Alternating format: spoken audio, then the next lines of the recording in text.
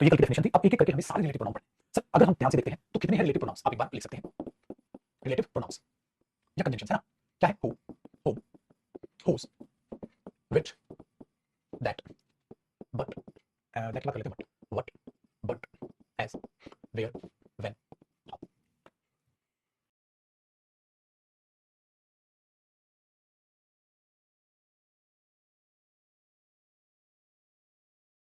सारे करने हैं, ठीक है, ये सारे करने मेरे भाई। एक एक करके इनको बड़े अच्छे तरीके से हमें समझते चलना है और ऑफ कोर्स समझ आएंगे, बहुत बढ़िया समझ आएंगे, अच्छे से आप लोगों ने, ठीक है ना, सॉल्व करो बेफिक्र रहिएगा। तो एक एक करके जरा चीजों को मेरे साथ साथ समझना है। सबसे पहले हम यूज ऑफ हु से आगे बढ़ेंगे, एक एक करके जरा इन चीजों को समझें।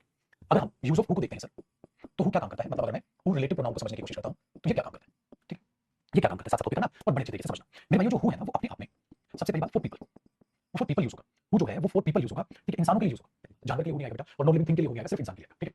दूसरा मेरे भाई जो हु है वो अपने आप में सब्जेक्ट जरूर होगा, सब्जेक्ट जरूर होगा, मतलब जब आप हु को यूज करेंगे तो एज सब्जेक्ट यूज करेंगे, 100% वो सब्जेक्ट जरूर होगा, सब्जेक्ट के अलावा कुछ होना हो, ठीक है, कुछ होगा जो होगा अभी जानेंगे, लेकिन मेरे भाई सब्जेक्ट जरूर होगा। आप इसे ये देखो, अब ये हु किस किस रूप में दिखाई देगा वो अब आपने मेरे साथ साथ समझना है, केसेस बांट के, केस 1 केस 2 केस 3 ऐसे बांट के, ठीक है।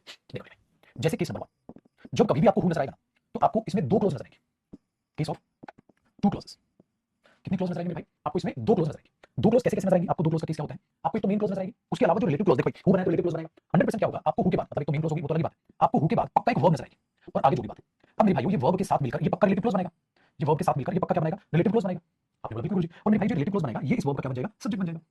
बस आप लोग इसे कल सीखा था, ये सबसे आसान केसेस है। तो ऐसे में अगर हूम देगा तो गलत होगा, हु सही होगा, उल्टा सीधा रहेगा ना। तो हूम का क्या काम होगा बेटा, ऑब्जेक्ट का, ये क्या काम करेगा, ऑब्जेक्ट का, सब्जेक्ट का, बताइए ना कल, ठीक है। अब मेरे साथ साथ एग्जांपल समझो, अगर मैं ये बोल रहा हूं द बॉय हु कम्स या come here is her friend. तो सबसे पहले जो आपका काम होगा ना, सबसे पहले, ठीक है ना, सबसे पहले आपको रिलेटिव क्लोज को पहचानना है, सबसे पहले कि गुरुजी इसमें से रिलेटिव क्लोज कौन सी है, सबसे पहले अपना काम कीजिए। आपने बोला देखो सर इसमें रिलेटिव क्लोज है ये, the boy who come here या the boy who comes here is her friend. लड़का जो यहाँ आता है वो उसका दोस्त, लड़का जो यहाँ आता है वो उसका दोस्त। तो लड़का जो यहाँ आता है, अब ये हुआ हमारे पास बॉय, और बॉय जो यहाँ आता है तो ये इसी बॉय के लिए है, आपने बोला बिल्कुल है, ठीक है बिल्कुल है। हाँ, तो मैंने बोला भाई मेरे इसी के लिए, ठीक है। अब ये इस वर्ब का क्या सब्जेक्ट है, लड़का सिंगुलर है, सिंगुलर तो मैंने कहा बेटा वर्ब पर एस लगती है, वो सिंगुलर होती है, he comes here, she comes here, और अगर प्लूरल हो तो दे कम हियर, तो ये सिंगुलर होती है वो, तो वर्ब पर एस लगती है क्या बनती है, सिंगुलर तो कम्स आएगा, ये नहीं। The boy who comes here is her friend. तो सर ये अगर रिलेटिव क्लोज तो मेन क्लोज कौन सी, अगर बॉय लिखा है तो ये सब्जेक्ट है, तो ये सब्जेक्ट कौन सी वर्ब का बेटा, ये सब्जेक्ट इस वर्ब का। तो मेन बात क्या है, देखो ये रिलेटिव क्लोज है, रिलेटिव क्लोज एडजेक्टिव होती है, ठीक है। तो सर बात को बड़े ध्यान से सुनिएगा। तो अगर मैं यहाँ पर ये हटा दूं, the boy is her friend, लड़का उसका दोस्त है, ठीक है, लड़का उसका दोस्त है, बॉय क्या है, इज हर फ्रेंड, लड़का उसका दोस्त है, कौन सा लड़का बेटा, हु कम्स हियर जो यहाँ आता है वो तो एडजेक्टिव है। तो मेन बात क्या है, लड़का उसका दोस्त है, मेन बात क्या है, लड़का उसका दोस्त है। तो अब ये तो है नहीं कि हु यहाँ देगा, अगर मैं लड़के के लिए लिख रहा हूं तो मैं इसके बाद लिखूंगा, तो आपको ऐसा नजर आएगा। अगर अब एरर कैसे आएगा पेपर में, आपको पता है क्या करेगा बेटा, हु नहीं देगा, हु दे देगा, कहेगा home comes here, home comes here नहीं, हु कम्स हियर, क्योंकि जब आपको सब्जेक्ट की जरूरत पड़ेगी तो वहां हुआ आएगा, अगर पेपर में होम देगा वही आएगा, ठीक है, वही आएगा। एक एग्जांपल बेटा, अब मैं दूसरा एग्जांपल लिखता हूं, आपको कॉपी करो फटाफट से, हटा दूंगा इसको, फटाफट कॉपी करो भाई, ज्यादा टाइम मत लेना, स्क्रीन बदलूंगा क्योंकि साथ साथ कॉपी कर लेते हो।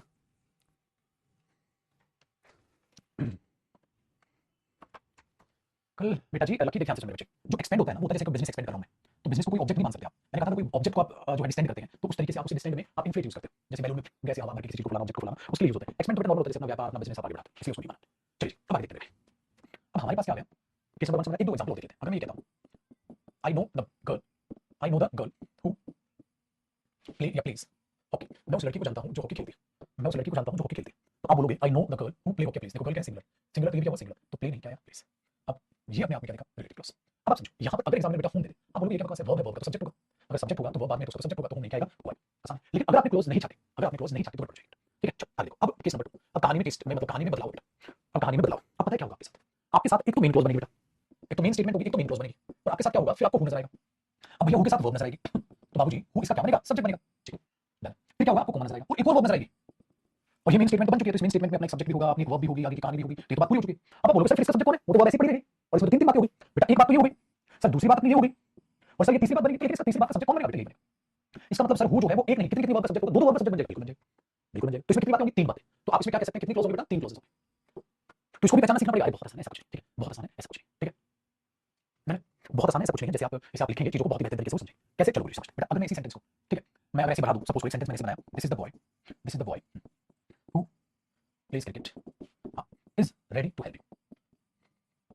अब देखो मैंने इसमें तीन बातें लिख दी, एक बात तो ये दिस इज द बॉय, अब इसमें रिलेटिव क्लोज सोचो, सही रिलेटिव क्लोज है, हु प्लेज क्रिकेट, बस। अब अगर मैं ये बात ना लिखता तो सेंटेंस कितना हो जाता, क्या हो जाता भाई, this is the boy who plays cricket, ये वो लड़का क्रिकेट खेलता है, फिनिश खत्म। मैंने एक और बात समझा दी भाई, क्या समझा दी, दिस इज द बॉय, ये वो लड़का हु प्लेज क्रिकेट खेलता है, is ready to help you, तुम्हारी मदद करने के लिए तैयार है। अरे ये वो लड़का क्रिकेट खेलता है, तेरी मदद करने के लिए तैयार है। अब आप देखो यहाँ मैंने एक शॉर्टकट यूज किया, ठीक है, हमने क्या बोला सर, शॉर्टकट क्या बोला, शॉर्टकट ये बोला this is the boy who plays cricket, तो ये हु पता है एक तो इसके लिए सब्जेक्ट है, हाँ अब ये वर्ब है, अब इसका सब्जेक्ट कौन है, आपको इसका सब्जेक्ट बॉय, बॉय का सब्जेक्ट ये तो पूरी बात होगी, दिस इज द बॉय एक बात, हु प्लेज क्रिकेट दूसरी बात। तो अब ये हु इसके लिए भी क्या बनेगा, कॉमन सब्जेक्ट, इसका भी रेडी, तो वही लड़का आपकी मदद करने के लिए, मदद करने के लिए इसके लिए कौन है, लड़के के लिए हुआ है, अब ये वही क्रिकेट खेलता है, वही तेरी मदद करने के लिए तैयार है, यानी कि लड़का। तो अब यहाँ क्या हो जाएगा, वही है जो दोनों वर्ब का सब्जेक्ट बना है। तो मतलब कितनी बातें हैं? तीन बातें। एक बात, और अभी दोनों बातों को कौन जोड़ रहा है? अकेला भाई कह रहा है this is the boy who plays cricket is ready to help you, this is the boy who plays cricket is ready to help you. इसको हटा दोगे तो दो बात है, इसको लगा दोगे तो तीन बात। चलो दोबारा वो क्यों लिखा? बेटा एक ही इंसान के लिए ना, ये वाला भी इसके बॉय के लिए, ये वाला भी बॉय के लिए, कॉमन निकाल के चाहिए, उसको बार-बार नहीं लिखते।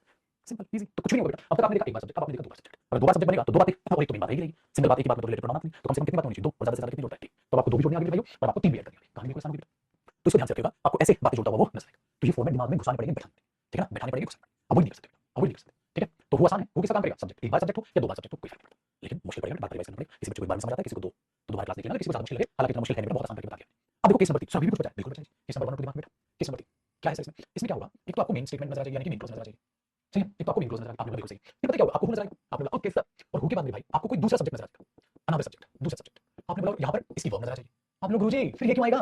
ये तो गलत हो गया, ये तो गलत हो गया, क्योंकि मेरे भाई अगर मैं इसको यूं देख रहा हूं, यहां से यूं कर रहा हूं, तो हमने मेन क्लॉज लिखी, वो लिखा, दूसरा सब्जेक्ट लिखा, वो लिखा, आगे की बात लिख दी, ये तो गलत हो गया, गलत क्यों? अरे सर अगर इस वर्ब का ये सब्जेक्ट है तो ये तो ऑब्जेक्ट हो गया, तो ये तो ऑब्जेक्ट हो गया। बेटा सिंपल से सोचो, अगर लड्डू ये इसका सब्जेक्ट है तो भाई साहब क्या हो गए? ऑब्जेक्ट हो गए। हाँ सर, और वो तो ऑब्जेक्ट काम नहीं करता, तो हम करते, तो सर हम लगा, गलत है तो हम लगा, बिल्कुल। लेकिन लेकिन लेकिन चाल खेलेगा आपके साथ, क्या चाल खेलेगा? इसको तू यहां बाबू एक वर्ब दे देगा। ओ तीसरी बात, कितनी बातें? तीन बातें। अब तीन बातों में से क्या हुआ? एक बात तो मेन क्लॉज हो गई बेटा, दूसरी बात मेरे चाहिए होगी, और तीसरी बात में निकाल दी। तो हुआ क्या? एक बात तो वो ऑब्जेक्ट बन गया, ऑब्जेक्ट बन गया, आपका कुछ वाला लेकर चल गया, हट तरीको वो मान ले, वो लेकर आगे जाके मैं सब्जेक्ट बन जाऊंगा, फिर अभी कर लिया, हमने बोला ओ बच गया, बच गया। अगर होम नहीं आ सकता है, होम क्यों नहीं आ सकता? क्योंकि होम किसका काम नहीं कर पाएगा? सब्जेक्ट का काम नहीं कर पाएगा। मतलब होम खाली ऑब्जेक्ट होता है बेटा, हु के देख रहे हो, पता क्या कहता है? सब्जेक्ट है, फिर सब्जेक्ट प्लस सब्जेक्ट है रे, फिर ऑब्जेक्ट प्लस सब्जेक्ट है रे, हम लोग ना सब्जेक्ट जोड़े, होम यहां भी नहीं आ पाएगा बेटा। अगर मेरा यहां भी होम दे दिया तो गलत होगा। आपने बोला सर एग्जांपल देता हूं, देखो मैं ये बोलती हूं भाई, this is the player, this is the player who everybody, who कैसे गलत है? हु दे से, हु दे से, this is the player who दे से। तो बोला सर गलत है। देखो एक बात तो ये होगी मेन क्लॉज, रिलेटिव क्लॉज कौन सी होगी? हु दे से। अब इस बात को क्या करेगा? हु दे से रन्स फास्ट, ओए अब देखो बेटा, ये है वो प्लेयर जिसे वे कहते हैं तेज दौड़ता है। अब आपके सामने क्या आ गया भाई? ये रिलेटिव क्लॉज तुरंत छाप बेटा, अगर रिलेटिव क्लॉज नहीं छापोगे ना मुंह के बल समझ नहीं आएगा, पगली बोलेंगे चीजें, और ये पीक्यूआरएस में भी काम आएगी पैराबल में चीजें बेटा। So this is the player who दे से, ये वो प्लेयर है जिसे वे कहते हैं रन्स फास्ट, तेज दौड़ता है। तो रन्स फास्ट अपने आप में क्या हुई भाई? तो हुआ क्या बाबू? यहां तो भले ऑब्जेक्ट हो गया, लेकिन मेरे भाइयों इस वर्ब का ही सब्जेक्ट है। तो कितनी बातें इसमें? तीन बातें, एक दो और ये तीन। बेटा अगर बातें नहीं पहचानना सीखे, बातें यानी क्लोज नहीं निकालनी सीखे, आपको पता नहीं चलेगा कब क्या हो जाएगा। आप पता है कैसे रटोगे? अगर कोई खाली खाली वर्ब बच जाए तो वो आता है, डंडा आता है, डंडा लेके खींचो, कुछ भी मत करना बेटा, क्लोज छाटना पड़ेगा। अगर क्लोज नहीं छाटोगे तो गड़बड़ हो जाएगी। अब देखो बेटा इसमें क्या है? सही सब्जेक्ट है, ये क्या है? वर्ब है, वे कहते हैं, तो सही ऑब्जेक्ट को लिखना, आगे तो सब्जेक्ट है भाई, आगे तो सब्जेक्ट है भाई। This is the player who दे से रन्स फास्ट। अब इसे देखो कितनी सिचुएशन में नजर आएगा, ठीक है? ऐसे सपोज करो मैंने एक बात बोली, this is the student whom they, ऐसे this is the student who she has selected, ऐसे runs fast. This is the student whom she has selected runs fast। अब आप क्या करोगे?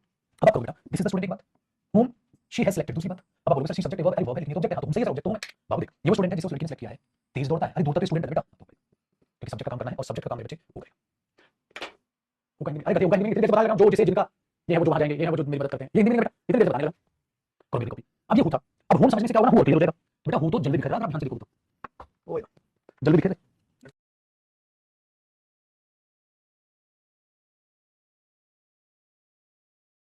अभी वो का प्लीज कोई चेंज नहीं होगा बेटा, सिखा रखा वही, खुद से कुछ मत बनाया, तुम का तुम खुद से कुछ मत बनाओ, जिसको मैं जहां कह रहा हूं, जहां हो रहा है यूज वही यूज होगा। ऊपर वाले रन फास्ट हटा दो, फिर से क्वेश्चन बनाने चला गया, अबे तुझे अभी क्लास में पहले क्वेश्चन बना देते हैं, ऊपर से रन फास्ट हटा दो तो होना देगा, अगला लौंडा खुद से कुछ मत हटा, बेटा सीख ले हो गया कॉपी। अब देखो अब थोड़ी देर के लिए कॉपी मत करना, कॉपी बाद में करना, थोड़ी देर के लिए कॉपी मत करना, अच्छे से समझना, मैं हूं बताऊंगा आपको, फिर हो में दोनों में डिफरेंस समझोगे। देखो अब हूं सीखो, तो सर आपने हर जगह हु लिख दिया, देखो अगर आप देखो कॉपी करना, हु क्या हु वर्ब आएगी सब्जेक्ट, हु सर हु के लिए एक वर्ब यहां होगी और आगे चल के एक और वर्ब होगी सर सब्जेक्ट, दो बार सर एक बार तो यहां पे दूसरा सब्जेक्ट आ जाएगा, वर्ब आ जाएगी, तो ये तो ऑब्जेक्ट हो जाएगा, लेकिन आगे एक और वर्ब का सब्जेक्ट बन जाएगा। तीन बातें बेटे सही। अब देखो अब होम की बारी, सर होम क्या करेगा? मेरे भाई जो होम है ना वो अपने आप में, अगर हम होम की बारी को देखते हैं, होम अपने आप में ऑब्जेक्ट होगा। मतलब अगर होम रिलेटिव प्रोनाउन की बात करेंगे बेटा, कॉपी बताना सुनिए थोड़ी देर इसको, अगर रिलेटिव प्रोनाउन की बात करेंगे तो ये हो जाएगा फॉर पीपल, ऑब्वियसली बात है इंसान के लिए यूज होगा, बट बेटा ओनली एज एन ऑब्जेक्ट, सिर्फ एक ऑब्जेक्ट की तरह, जिसे जिसको बस एक ऑब्जेक्ट की तरह और कुछ नहीं, एक ऑब्जेक्ट की तरह और कुछ नहीं, मतलब सब्जेक्ट नहीं, ऑब्जेक्ट सब्जेक्ट नहीं, खाली ऑब्जेक्ट। तो इस केस में क्या होगा बेटा? हमेशा आपको एक मेन स्टेटमेंट या मेन क्लॉज नजर आएगी, उस मेन क्लॉज के बाद क्या होगा भाई? आपको होम नजर आएगा, तो आपको होम के बाद 100% कोई दूसरा सब्जेक्ट नजर आएगा, हां फिर सब्जेक्ट के बाद वर्ब नजर आएगी, हां और की बात बस। तो कितनी दो बातें, दो ही क्लॉज होंगे बेटा, बस दो ही क्लॉज होंगे। तो होगा क्या बाबू? वो इस क्लॉज में इस वर्ब का होम क्या होगा? ऑब्जेक्ट, बस आगे चल के सब्जेक्ट नहीं बनेगा, वरना तो हुआ जाएगा फिर, ठीक है? ये चीज है, ये चीज, तो ये चीज दिमाग में रखिएगा, ठीक है? Very good. तो ये आपके दिमाग में आ गई, सर समझाओ एक बार एग्जांपल से समझाओ। देखो अगर मैं ये कहता हूं आई नो द बॉय, मैं उस लड़के को जानता हूं, whom whom you teach, जिसे कैसे बोलते हैं whom she teaches, जिसको वो लड़की पढ़ाती है, मैं उस लड़के को जानता हूं जिसे वो लड़की पढ़ाती है। अब बेटा इसमें रिलेटिव क्लॉज देखो, ये रिलेटिव क्लॉज है बेटा, सर इस रिलेटिव क्लॉज में बात को देखो, ये वर्ब है, ये सब्जेक्ट है, हां तो पढ़ाती हूं किसे है? सर इसे ऑब्जेक्ट है, तो लड़का यहां क्या है? ऑब्जेक्ट, और दो ही क्लॉज हो गए बेटा होम में, बस तीन के केस में आपको ये दिखा, दो भी दिखेगा बस, इतना ही होता है, पेपर में दो भी दिखता, तीन नहीं दिखता। दूसरा हु कैसे कैसे तो बिल्कुल डिफरेंट, इससे कितना आसान बेटा। तो अब पेपर में तुम यहां हु दे दे, अरे कोई तुक नहीं बनता होगा, क्योंकि यहां खाली ऑब्जेक्ट है, ओनली ऑब्जेक्ट, कुछ नहीं करता। कितनी बातें, दो बातें, कितनी बातें, दो बातें, अरे तो आसान है, ये तो आसान। चलो अब एक काम करता हूं, आपको जरा दोनों बातों को समझाता हूं, हु वर्सेस हु, क्या है दोनों में डिफरेंस? ये तो होगा ओनली ऑब्जेक्ट, ये तो खाली किसका काम करेगा बेटा? Only object. मेरे बच्चे ये किसका काम करेगा? सब्जेक्ट, ये किसका काम करेगा? सब्जेक्ट प्लस सब्जेक्ट, दो बात ना, ये किसका काम करेगा? ऑब्जेक्ट, फिर दोबारा क्या बन जाएगा? सब्जेक्ट। तीन केस हैं बेटा इसके, पहला दूसरा तीसरा। ये देखो खाली ऑब्जेक्ट नहीं है, सब्जेक्ट होगा, दोबारा सब्जेक्ट बनेगा, एक बार ऑब्जेक्ट बन जाएगा, ऑब्जेक्ट बन गया, घूम आ गया, ना ना ना, देख दोबारा फिर सब्जेक्ट बन गया, ऐसे। अब वो कौन सी कैटेगरी का केस आपको पहचानना पड़ेगा, कैसे पहचानोगे? सुन ले, मैं आपको वरना तो नहीं समझ पाएंगे। सुन, ठीक है, अब देखो इनका एक एग्जांपल आप खुद से पहचान। अगर मैंने बोला this is the painter, this is the painter who या हूं हेल्प्स मी, ये वो पेंटर है जो मेरी मदद करता है। आपने बोला देखो सर, इसमें कितनी बात है, सिर्फ दो बात, ये रिलेटिव क्लॉज हुई सर, हाँ, जो मदद करता है, तो आपने बोला सर पेंटर, तो सब्जेक्ट होगा तो हुआ आएगा, और एक ही पेंटर है तो सर हेल्प नहीं, हेल्प सर, ये वो पेंटर है जो मेरी मदद करता है, सब्जेक्ट। वेरी गुड, दूसरा एग्जांपल देखो। अगर मैंने बोल दिया द बॉय हु या हूं दे मीट प्लेज हॉकी, लड़का जिससे वो मिलते हैं हॉकी खेलता है। अभी बात बताओ बेटा, इसमें बॉक्स रिलेटिव क्लॉज कौन सी है, ये रही सर। अगर मैं रिलेटिव क्लॉज को हटा दूं, रिलेटिव क्लॉज तो एडजेक्टिव होती है, अगर मैं उसको हटा दूं तो ये क्या नजर आएगा, सब्जेक्ट। किस वर्ब का सर, इस वर्ब का सब्जेक्ट। तो ये तीन बातें हैं, दो बातें सर, दो ही बातें हैं, क्योंकि आप इस एडजेक्टिव को हटाओ तो बेटा ये बचेगा, द बॉय प्लेज हॉकी, लड़का हॉकी खेलता है, बस द बॉय प्लेज हॉकी। अब हु या हूं जिससे मिलते हैं, तो ये तो इसका क्या बना बेटा, ऑब्जेक्ट। हाँ बस। अब चलो सर देखो हु इसका सब्जेक्ट बन रहा है, लो पागल, हु इसका सब्जेक्ट कैसे बन जाएगा, तीन बातें हैं, दो ही बातें हैं, दो ही बातें हैं, क्यों, क्योंकि बेटा इसको हटा के देख, बस द बॉय प्लेज हॉकी, तो इसका तो ये सब्जेक्ट, इसको पहचाना, ठीक है। अब आगे देखो बेटा, अब मैं एग्जांपल लिखूं जो मैंने लिखा था कि बेटा मैंने लिखा था दिस इज द प्लेयर, ये वो प्लेयर है, हाँ, whom whom my friends whom my friends say, हाँ, can solve this problem, ये वो प्लेयर है जिसे मेरे दोस्त कहते हैं इस प्रॉब्लम को सॉल्व कर सकता है। बताओ बेटा इसमें कितनी क्लास, मतलब कितनी क्लॉसेस, ठीक है, कितनी क्लॉस। तो आपने बोला सर इसमें देखते हैं रिलेटिव क्लॉज छाटो, देखो बेटा whom my friends say, जिसे मेरे दोस्त कहते हैं, एक बात ये भी तो है दिस इज द प्लेयर, दूसरी बात कैन सॉल्व दिस प्रॉब्लम, अभी वर्ब है, अब इस वर्ब का सब्जेक्ट कौन बनेगा बेटा। तो ये कहानी आपके दिमाग में आ जाती है बेटा, समझ अब आया ना समझ। तो ये तो तीन बातें तो वैसे ही आना, क्योंकि वहां तो वो सब्जेक्ट बन जाएगा, ठीक है। तो आप जब दिमाग में बैठोगे वैसे तो क्वेश्चन बनेंगे, नेक्स्ट देखो बेटा, तो यहाँ तो ऑब्जेक्ट ऑब्जेक्ट तो बाद में सब्जेक्ट बन गया बेटा, बाद में सब्जेक्ट बन गया, वेरी गुड। चलो अब जरा आगे फिर से देखो सर, ये तो हम पहचानना बड़ा क्लोज छाटो बेटा, क्लोज छाटो, क्लोज नहीं छाटोगे तो इम्पॉसिबल, तो या तो डायरेक्ट वर्ब देगा तो हो जाएगा, ऐसे देगा तो चेक करो कितनी बात, दो ही, ठीक है, नेक्स्ट। अब मैं बोल दूं यहाँ पर, चलो तीन हो गया, ये बस तीन एग्जांपल बन सकते हैं बेटा, तीन और भी प्रैक्टिस करो, करो पहले अब कॉपी करते हैं फिर समझो। तो खाली ऑब्जेक्ट तो हूं, और सब्जेक्ट ऑब्जेक्ट है या सब्जेक्ट सब्जेक्ट है या खाली सब्जेक्ट है, ठीक है। दो वर्ब तो इसमें झंडूबाम, दो तीन वर्ब नहीं गिननी यार, कल ही से साला समझा दिया, फिर से कैसे कर लिया। अभी क्लोज छाट के प्रभु इसमें कर कॉपी, समझेगा कुछ, आईक्यू एकदम जीरो कर लिया तुमने, करो पहले कॉपी, फिर और एग्जांपल देता हूं।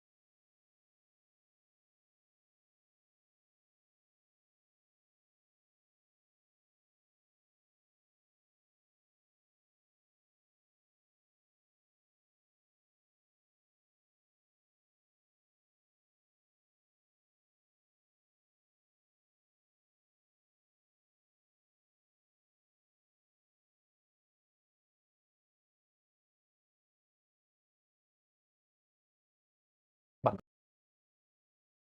ठीक है बेटा, आया समझ में। अब देखो जी, तो हो क्या है बिल्कुल शांत होकर देखो ना, भाई ये ऑब्जेक्ट है, हाँ ये सब्जेक्ट सब्जेक्ट सब्जेक्ट, बच्चा बस रटता है, वो क्या देखता है, जो खाली खाली वर्ब दिखी ना तो वो लगा ऐसे थोड़ा पागल, तो इसको वर्ब का नहीं सब्जेक्ट होगा, तो ये इसका सब्जेक्ट पागल, समझ लो ये ध्यान रखना, क्लियर। लेकिन अब किया क्या, अब इसके बहुत सारे क्वेश्चन प्रैक्टिस किए तो बस आ जाएगा। इसीलिए बाबू एक बात बताऊं आपको, क्या लगता है, मुझे समझ नहीं आता, मुझे पता है मेरे बच्चे कि ये चीज मुश्किल है, आप ये मत सोचो कुछ ये हुआ, अरे मुझे पता है ये चीज मुश्किल है, पता नहीं क्या रखा है, मैंने इसकी अलग हेडिंग डाल के इसके बहुत सारे क्वेश्चन दे रखे हैं, ताकि अपने बच्चों को बहुत सारे क्वेश्चन से मैं समझाऊंगा तो मजा ही आ जाएगा उनको, है कि नहीं भैया।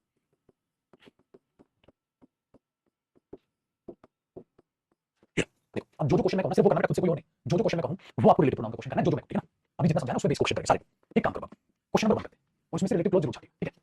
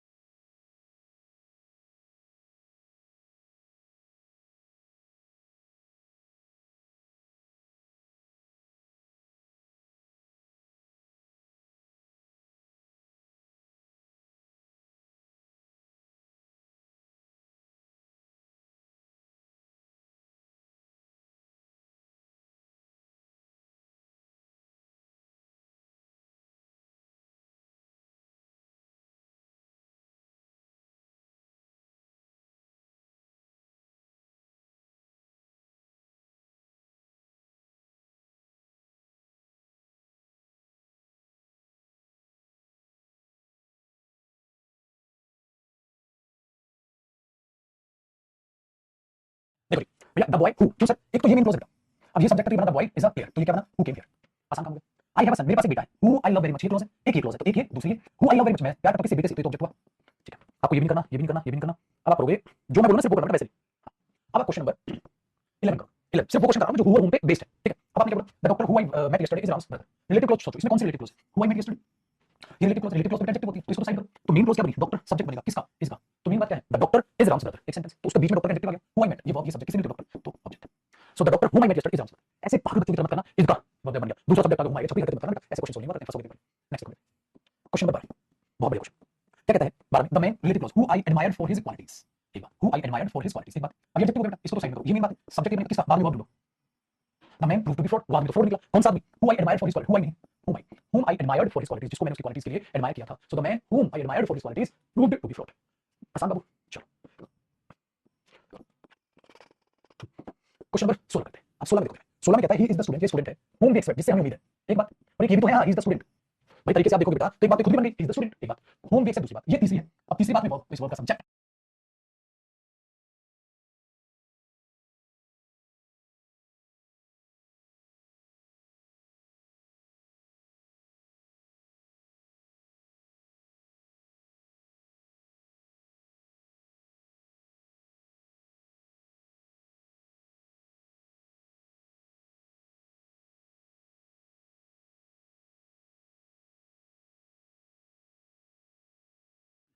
अब बता बेटा, दोबारा लाइव हुई है? हमारा इंटरनेट भाग गया था भाई, हमारा इंटरनेट भाग गया था, एक बार दोबारा बताएं, दोबारा लाइव होगी क्लास? आज की क्लास में बैंड बजा दी भाई साहब इसने। कमेंट करके बताएं।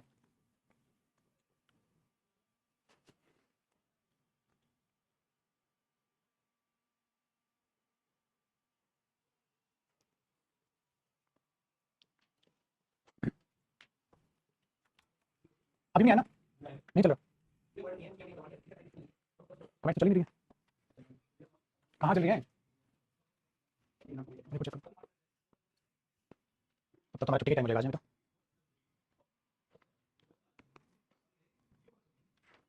नहीं चल रहा।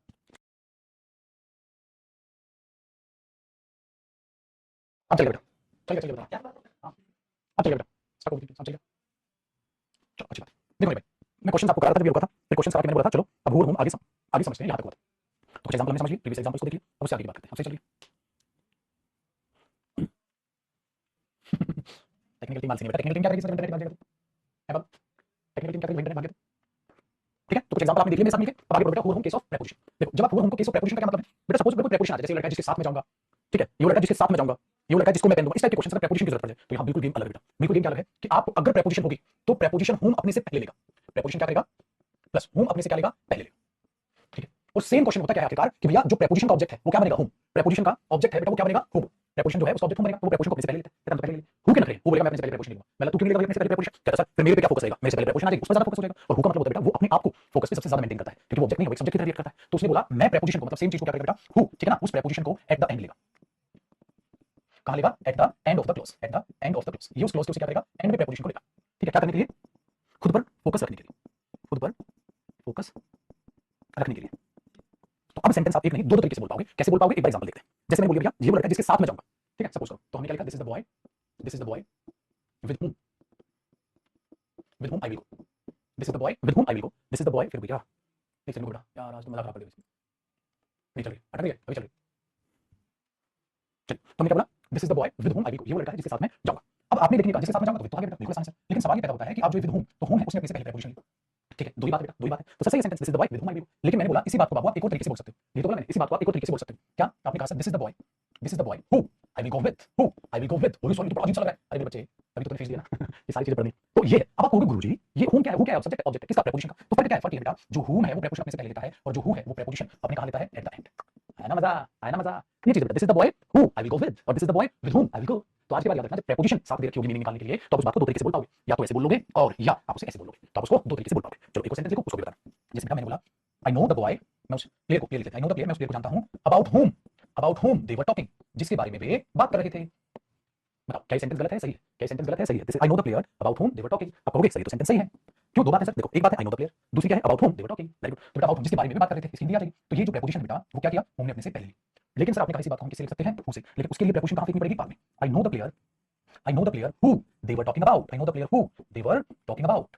मेरे भाई ये आपको फिर पीछे फेंकनी पड़ेगी। So I know the player who they were talking about, बस ये भी सही पेपर में कोई भी आ जाए तो एरर क्या आएगा, पता है क्या कर देगा, अबाउट हु, बेटा अबाउट हु नहीं अबाउट हु, यहां कर देगा home they were talking about, who they were talking, ऐसे उल्टा सीधा एरर देगा पेपर। तो इस पोजीशन का आपको मेरे को ख्याल रखना है, ठीक है, इस पोजीशन का आपको ख्याल रखना है। साथ साथ कर एग्जांपल कॉपी। अब मेरे को एक एग्जांपल, इसका मतलब सर प्रीपोजिशन के केस में हम उस सेंटेंस को दो तरीके से लिख पाएंगे, बिल्कुल बेटा, लेकिन अगर दो तरीके से लिख दे, लेकिन अगर वो सब्जेक्ट बना दे, फिर नहीं सर नहीं, देखो प्रीपोजिशन का ऑब्जेक्ट है, प्रीपोजिशन का ऑब्जेक्ट है, लेकिन प्लेसमेंट अलग है, सही, क्योंकि ताकि इस पर ज्यादा फोकस हो जाए, उस पर कम फोकस हो जाए, बस प्रीपोजिशन का भी मीनिंग निकालना आपने, जो भी मीनिंग प्रीपोजिशन तो भी आते हैं